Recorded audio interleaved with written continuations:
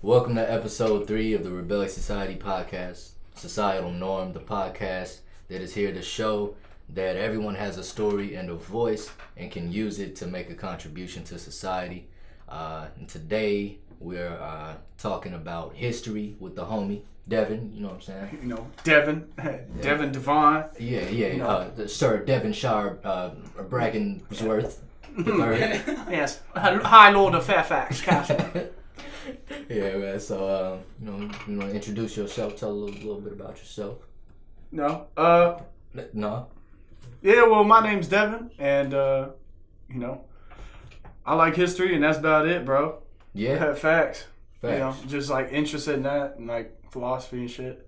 But I'll simplify stuff down and whatnot. Make it more interesting. All the short stuff, the short sweet stuff. You try to hear about. Instead of all the boring details and whatnot. Okay. But yeah. So what you got for us? Okay. All right. So an interesting person that people don't really know much about is a man named Marcus Garvey. Yeah. Right. Probably heard the name somewhere at some point, maybe. And I know like Kendrick Lamar had shout him out a couple of times. Right. It was all right, that goes hard, but no one knows who he is. Yeah.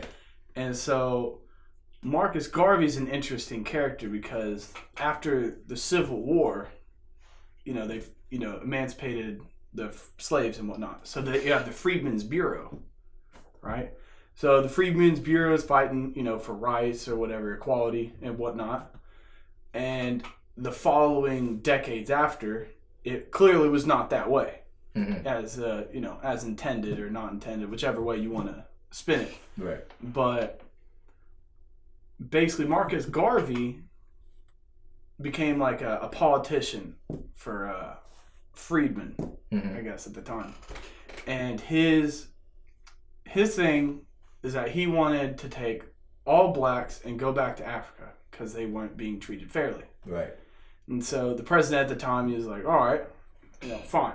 Like, go ahead and do you. Of course, some people listened, some people didn't. So Marcus Garvey led this expedition back to Africa into what's known as Liberia today. And so it's ironic because Marcus Garvey led all these freed blacks and with a technological advantage was able to conquer the inhabitants and make the current nation of Liberia, which has almost the exact same flag as the United States today. But where it gets ironic is that Marcus Garvey and his following, once they conquered it, they enslaved the native population and became, the slave owners. Really? By chance. Yeah. Obviously it didn't really make for a very good system. That's why they're like the poorest country on earth today. Right. But, I thought that was kind of interesting. People should know about that. It is indeed. Oh, yeah. Right. But another man named Mansa Musa of the Mali Empire, like in the 1300s, right? So this is about right before the Europeans start coming over and started to trade guns for slaves and all that. This is like right before the big slave trade. Okay. And so Mali had an empire at the time which controlled over 30% of the entire world's gold. And so it was the man is said to be the richest human being who has ever lived in human history, period. Wow. Yeah. And so Mali was not as advanced as its northern neighbors, because it was across the Sahara, right? Okay. So it's like everything you learn is like if you're gonna make it across the desert, maybe you'll hear something. But I guess the Mansa was so rich that he decided to pay a pilgrimage to Mecca, right? And his pilgrimage was just so extravagant that this man had like thousands of servants just for him. Wow. Like hundreds and thousands of servants for his wife, his children, like the royal family. Yeah. Ridiculous. And ain't playing. And so with that many people, with that kind of entourage crossing this Sahara in itself, is just like a monumental expense. Right. Because, you know, you just got to go from oasis to oasis, and you just got like this ridiculously long line of people. Yeah. You know, because, you know, the Mansa ain't walking, bro. Like, he's got freaking people carrying him. Yeah, right. Yeah, like in that hot desert. No. Cool. But anyway, he makes his homage over there, right? Crosses through Egypt, goes to Mecca, whatever, Arabia, and it was said that every single country he went to, every village he stopped at, he gave people gold and built a mosque at every single city he visited himself, like out of pocket. Right. When he stopped at Alexandria, he'd go on, like all the major cities, he'd stop, do like, you know, shopping sprees and whatnot, all the exotic goods from like Europe, you know, because you ain't going to see it in Mali, like across the Sahara. Yeah.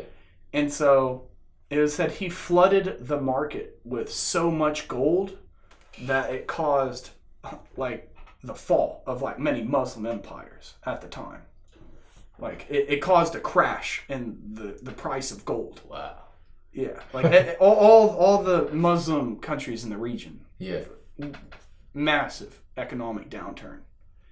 So, wow. Okay. Yeah, so it's because of this homage, partially, that it hit them. Like the Muslims start going down, Europeans start going up. Okay. Yeah, and you know, thought that was pretty interesting. You know, a man that's so rich, like you can single-handedly, on all your shopping sprees that you just cause, like the destruction of like a world economy. Yeah. There. Dang. Yeah, that's crazy. Yeah, you know, people need to know about him. You know, unfortunately, when he comes back shortly after his death, that explosion, or that, I wouldn't say explosion, I guess that downhill spiral of people's economies caused the demand for gold to drop drastically. And seeing as gold was their main export, it was like a currency and their main export. So the demand goes down, the economy crashes. Right. And then, so he dies. And then he has several sons fight over the throne and whatnot. And it just, the Mali Empire fractures. And then the Europeans come over coincidentally as the empire deteriorates. Yeah. And as it just fractions off, like, you know, Europeans start getting guns. And then you have this whole colonial spot, this whole trans-Columbian trade. So I don't know, but perhaps if Mali stayed strong, didn't cause that big crash, it might have still been something. Right. Like, yeah, things could be very different today. Yeah, I mean, I don't know. Mali's still around today. It's not, you know, not the greatest country you'd ever want to go to, but you know, it's out there. It could be worse. Yeah. But you know, that's all I gotta say about Mansa Musa. You know, rich man, richest in the game for sure. Money man Musa. Yeah, facts. That man shit gold, bro. Like, I almost spit out his drink.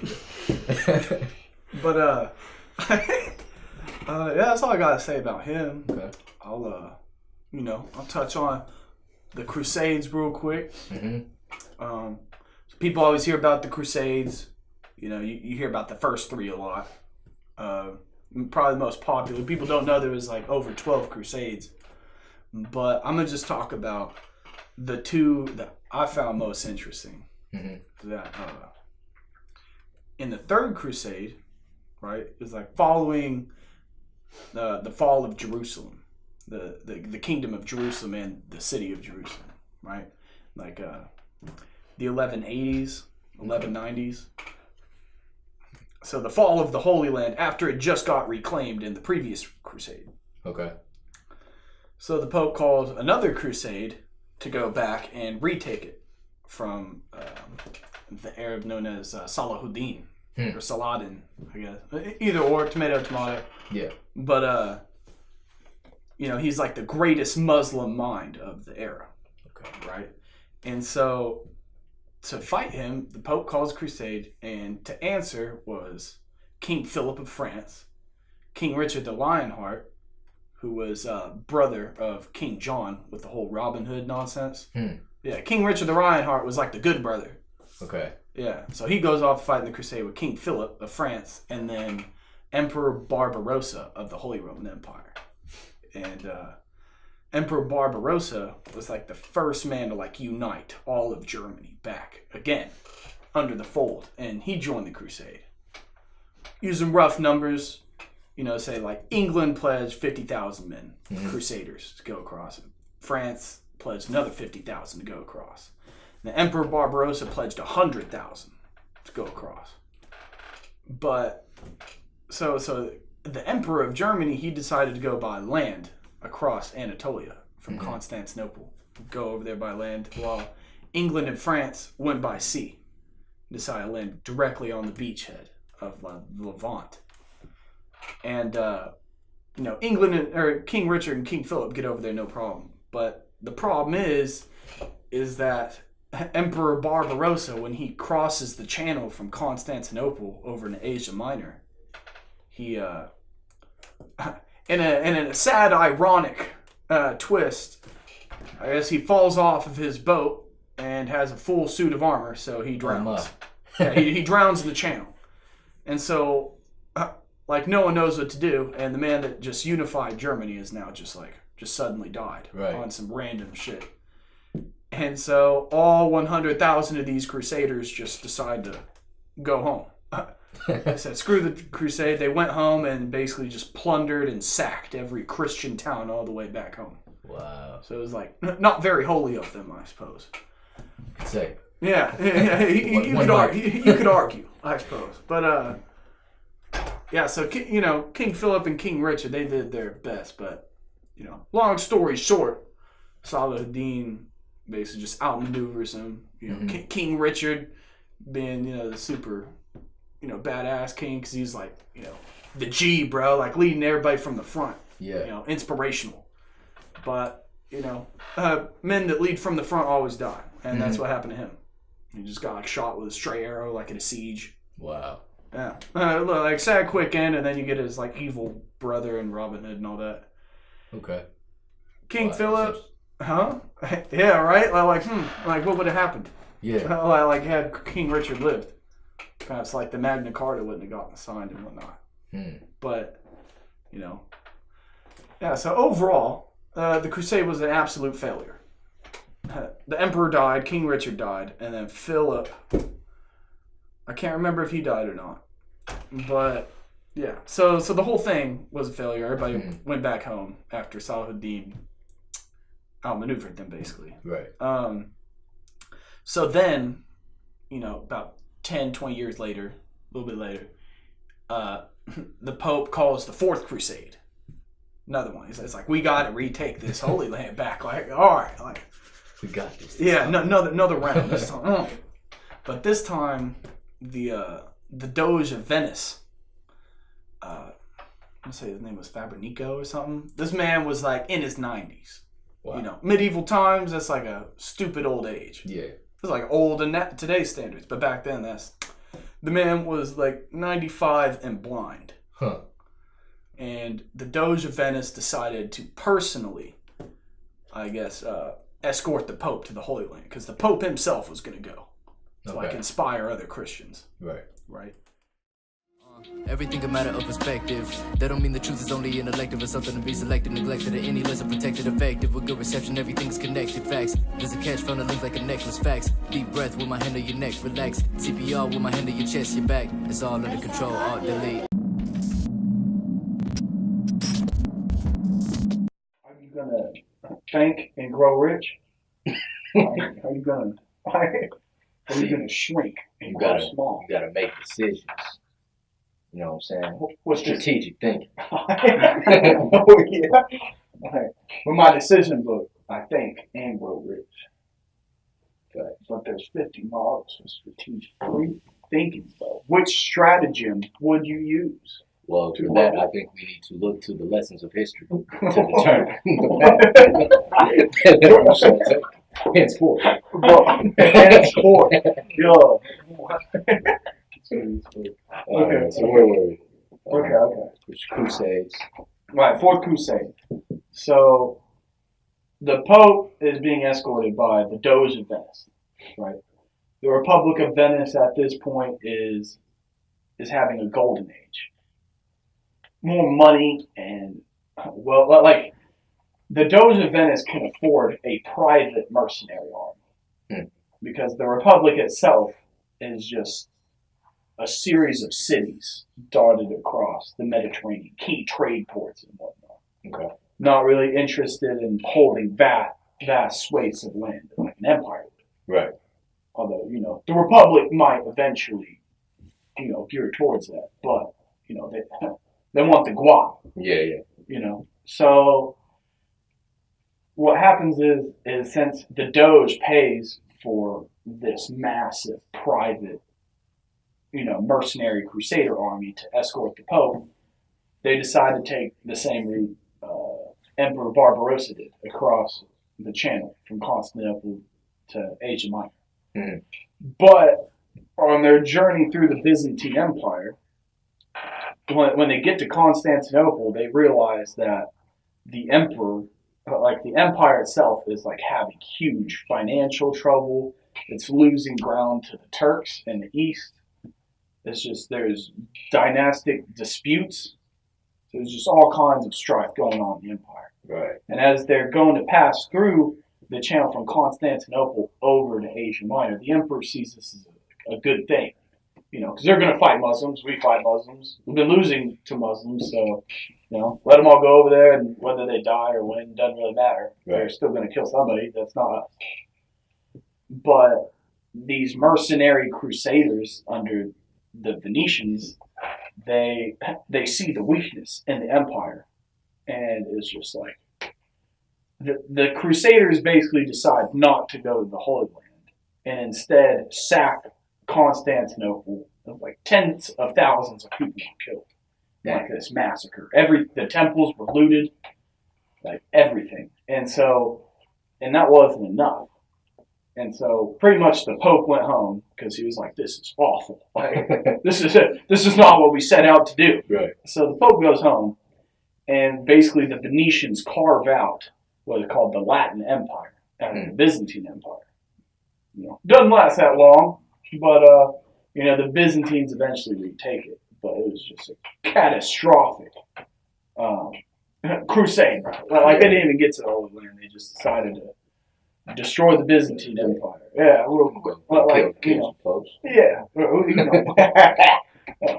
But this new Latin Empire, which was, although not the goal of the Crusade, very most definitely strengthened Venice.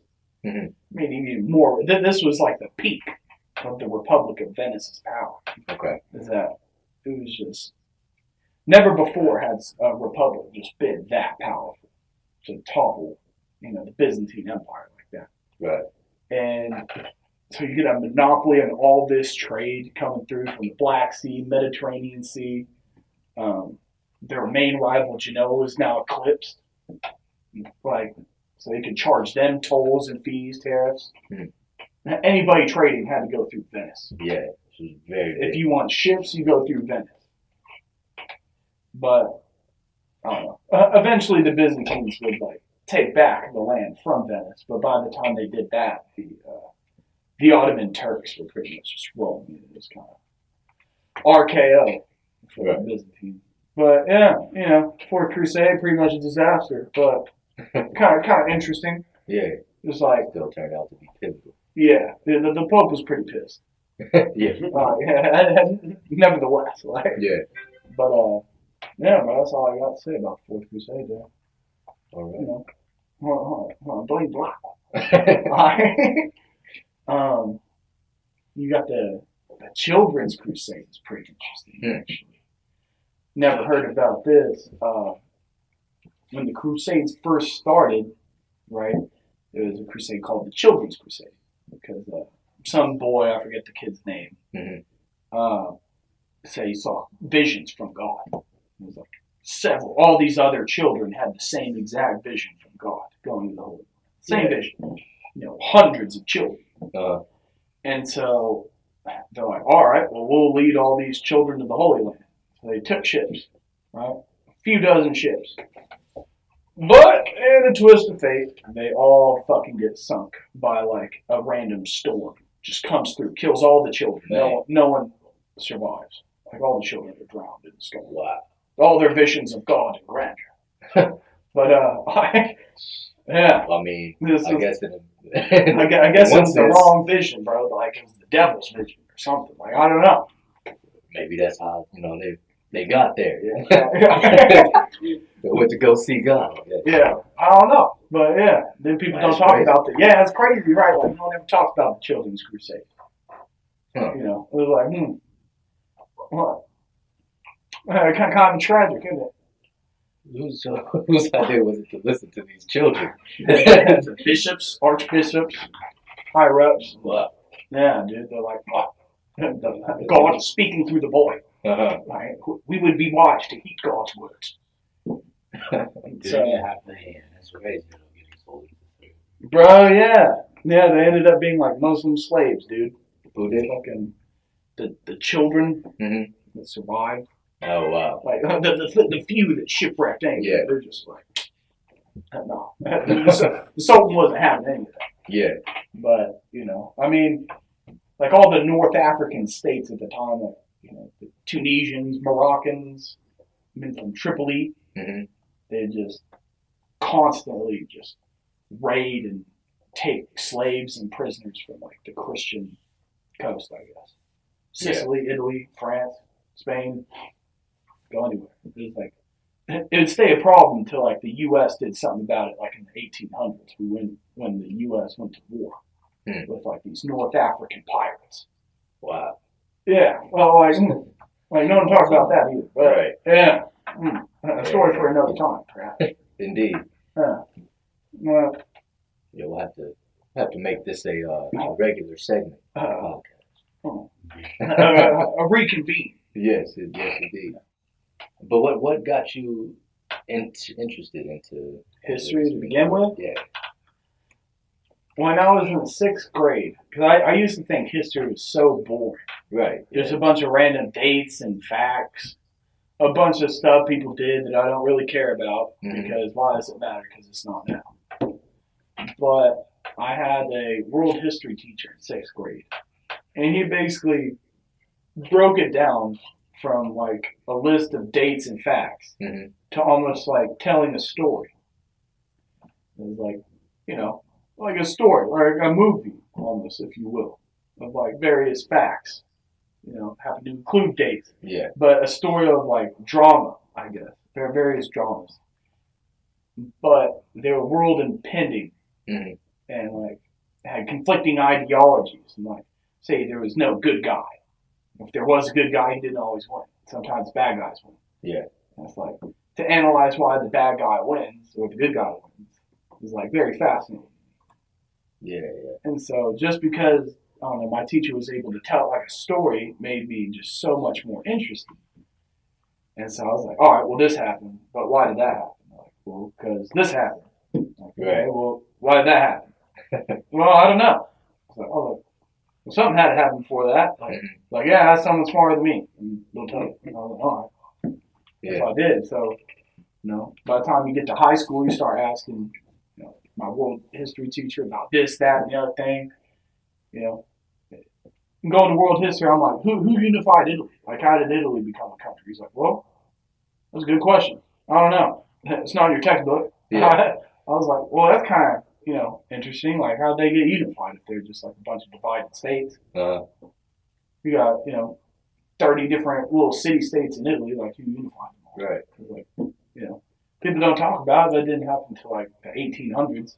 It took hundreds of years. Like Italy wasn't even. So just think about that Italy wasn't unified since like the Dark Age. It took over 1,000 years for Italy to be unified again. Yeah. That's interesting. Yeah, it was like, I don't know, stuff like that. I was like, wow. Right. Just like this book, Lessons of History, Will and Ariel Durant.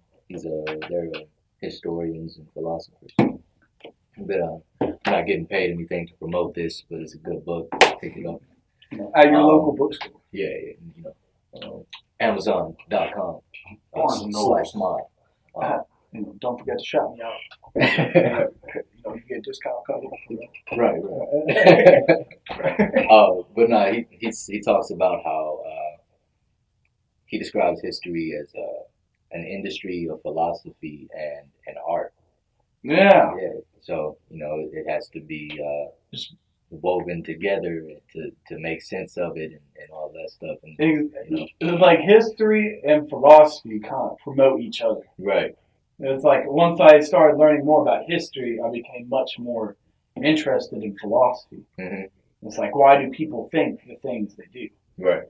And it's just like how people's thoughts, or at least the mainstream people, the main crowd, the mainstay of society will think one way, but how it slowly shifts as society shifts. But it would be always based off of, maybe it would be based off of the era, or like the how prosperous a nation is doing, the government form of the nation, the religion of the nation, all the cultural aspects of the nation, all these things mixed together, and it like blends and forms new philosophies. Right. In history. So you combine all these different things together. It's just, I don't know, it's really interesting. Just a big melting pot, if you will. Yeah. I notice a lot of times too, I don't know that much about history. Certainly not as much as I feel like I should. But I notice a lot of just like seeing things on the news or something like that, and what I do know, I'll be like, oh yeah, that's same thing that happened back then. Yeah, exactly. It's like, oh, who would have thought? Yeah, Like, it happened again, bro? This politician does this, and I'm like, oh yeah, that's the same strategy so and so uses. You know what I'm saying? And a lot of people don't see that. Yeah, but who would have thought? Yeah. So have you noticed that too? How it's just like I would say, I guess like as a republic. Yeah. It's like republics always have a cycle. Mm-hmm. Every republic that has ever existed has a cycle. And they say the downfall of a republic is when the people, the voters, realize they can vote for what truly benefits themselves. Mm. And so you stop to vote what's best for the nation, vote for what's better for yourself. But naturally, since then, humans have deduced that we're like naturally self-interested. Right. I mean, if you have like capitalist viewpoints, I guess. Mm-hmm. But these self-interested viewpoints will naturally guide a nation or a republic to always want more. Right. And so that's how a republic will reach its peak, just because of self-interest and pure, like, I guess, like capitalistic gains, I guess. Yeah. Because most, republics, for whatever reason, just happen to be capitalistic. I guess it's just benefits. But when a country just wants more and more, and then they get more and more, mm-hmm. you're always going to want more. Yeah. Because there's like an endless things that, you want, or like a country wants. And so these wants will outgrow like possibilities. So like, I guess like the U.S., for example, just like more land, more products, more like, so we got, you start trading with everybody. Yeah. And you start like taking key settlements, key colonial acquisitions and whatnot, mm-hmm. to a point where we're now like a number one powerhouse, right? The same thing happened for, the Roman Republic. Right. Overthrown by a dictator, right? Or like, I guess not a dictator, but a despot, if you will, an emperor. Right. Julius Caesar basically like overthrows the republic, and then Augustus becomes first emperor. Mm-hmm. With Athens, but like the classic Greek democracy. Yeah. The Athenian Republic had the same cycle of growth mm-hmm. and imperialistic tendencies, and then eventually the democracy was overthrown and they were conquered. Yeah. Like republics tend to get inflated. Right. And like once a republic finally has it all, voters don't really care and they don't vote. Mm-hmm. When the majority of voters don't vote, the moderates don't vote, the people being elected have to go to extremes to get the votes, because at this point only the extremists are voting. So naturally, what happens is the parties' viewpoints, when they're trying to get elected, will go more extreme in both directions. You know, Right. as you can see today. Seems mighty familiar. Yeah. So these are like Republicans and Democrats, for example, Yeah. You know, all the several like previous elections building up to the current one have gone more and more extreme. Mm-hmm. Whereas, like, if you're a Republican, you're like, okay, well, you're not going to list those libtards. Yeah. But if you're a liberal, you're like, oh God, those conservative bastards. Like, and so what tends to happen is you'll have either a civil war, which will, you know, break up the country, Mm-hmm. separate republics, or you'll have someone arise that can tend to compromise on both, but will ultimately take away power from like Constitution and then seize all power, which is what happened in Rome and Athens. You might have generals take over, like in Thailand. Thailand had a republic, and I think a couple of years ago, actually, the military like overthrew the president, tore up the Constitution, and declared martial law. So it's like, you know, now Thailand is just ruled by like 5 generals instead of you know, a bunch of voters. But like Plato actually published this like in detail, the cycle of government. It's like a pyramid. Yeah. And so, like, I'd have to bring it out someday, but it's like every single possible government form in a cycle, and like why each government form transitions into the next.